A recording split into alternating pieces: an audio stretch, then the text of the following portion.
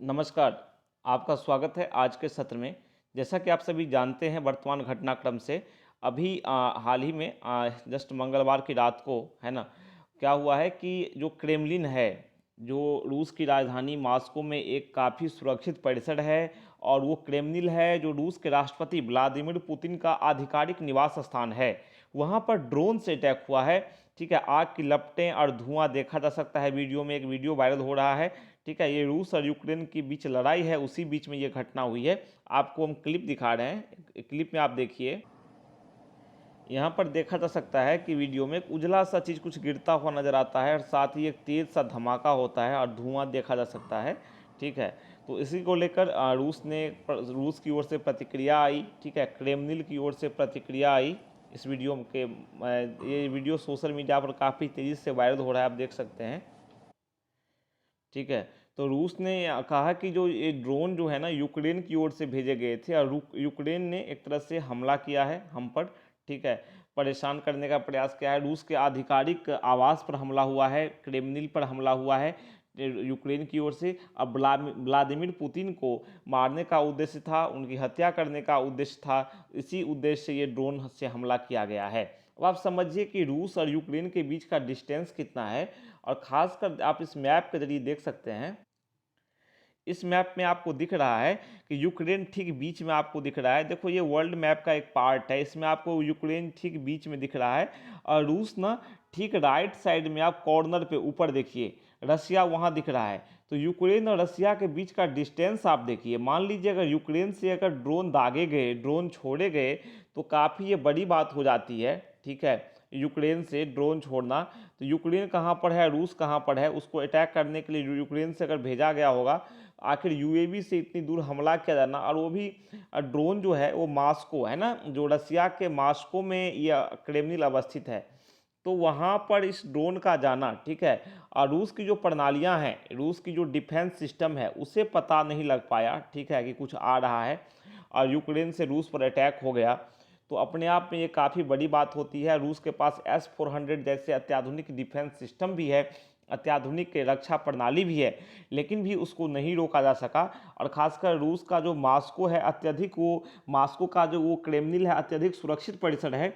ठीक है, और हालांकि क्रेमलिन की ओर से दावा किया गया कि रूसी सेना और सुरक्षा बलों ने ड्रोन को सफलतापूर्वक निष्क्रिय कर दिया और हमले के प्रयास को विफल कर दिया।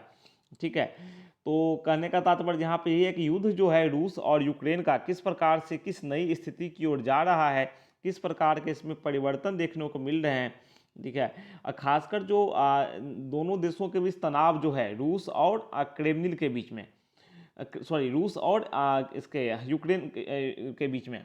ठीक है, तो इसी क्रम में क्रेमलिन पर अटैक हुआ है।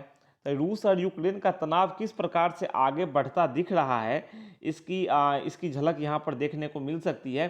खासकर जो 2014 में रूस ने क्रीमिया का विलय कर लिया, और उसके बाद फिर विलय की तो निंदा की गई अंतर्राष्ट्रीय समुदाय द्वारा। ठीक है, और फिर यूक्रेन पर रूस का अटैक जो है, ठीक है, एक तरह से फिर यूक्रेन ने भी रूस ने क्या किया, पूर्वी यूक्रेन में अलगाववादी विद्रोहियों को सपोर्ट किया और यूक्रेन ने रूस पर अपनी संप्रभुता का उल्लंघन का आरोप लगाया।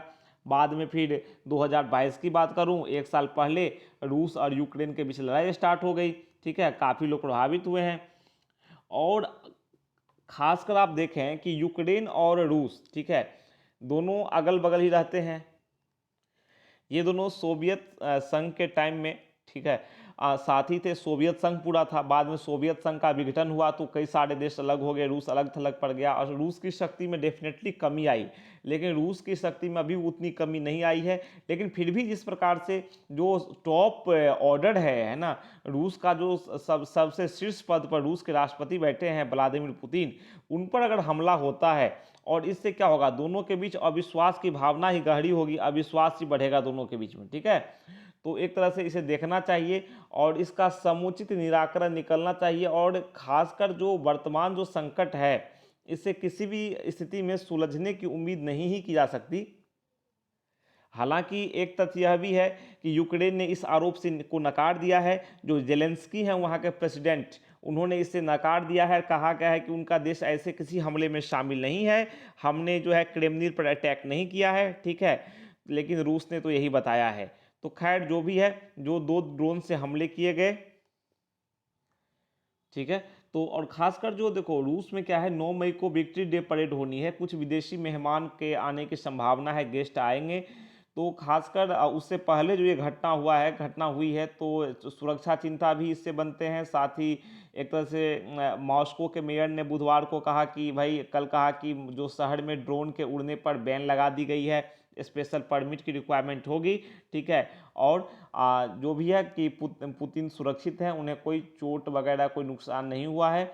लेकिन सबसे बड़ी बात है कि आखिर रूस की सुरक्षा प्रणाली को एक ड्रोन ने भेद दिया और ड्रोन उसके आसमान में उड़ता रहा, अटैक हो गया, ठीक है।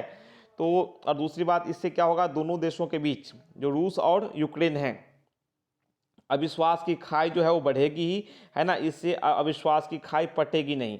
तो दोनों देशों को साथ मिलकर इस मुद्दे का निराकरण निकालना चाहिए। लड़ाई में कुछ भी नहीं रखा है, ठीक है। लड़ाई में दोनों देशों के नुकसान ही है। यूक्रेन संकट के कारण ही वैश्विक स्तर पर खाद्य जो समस्या उत्पन्न हो गई थी, जो गेहूं की सप्लाई है वो काफ़ी कम हो गई थी, पता होगा आपको, क्योंकि यूक्रेन का काफ़ी योगदान होता है गेहूं की सप्लाई में। एक अच्छा खासा योगदान है, तो सप्लाई नहीं हो पाया था, वहाँ गेहूं की फसल बर्बाद हो गई, पूरा इलाका युद्धग्रस्त हो गया है। तो डेफिनेटली सब कुछ प्रभावित हुआ है। तो सब कुछ का समाधान इसी ओर है कि इस प्रकार के जो उकसावे वाली कार्रवाई न किए जाएं दोनों देशों की ओर से, खासकर यूक्रेन की ओर से जो हुए हैं या किसी और की तरफ से भी हुए हों, तो इसका निराकरण करने की आवश्यकता है, ठीक है। और दोनों देशों के बीच विश्वास बहाल करने की आवश्यकता है। अविश्वास जब तक रहेंगे तब तक स्थिति सुधरती हुई नहीं दिखेगी। तो यूक्रेन को और रूस को, दोनों को साथ मिलकर काम करना चाहिए, साथ आना चाहिए, ठीक है। चलिए, तो अंतर्राष्ट्रीय समुदाय को भी इस संदर्भ में प्रयास करना चाहिए। तो आज के सत्र में इतना ही। कुछ अभी ये इम्पोर्टेंट अपडेट आया था, ठीक है, और आपको भी जानने चाहिए थे, इसलिए इस संदर्भ में जानकारी यहाँ प्रस्तुत की गई। फिर मिलते हैं अगले सेशन में, तब तक के लिए नमस्कार, थैंक यू।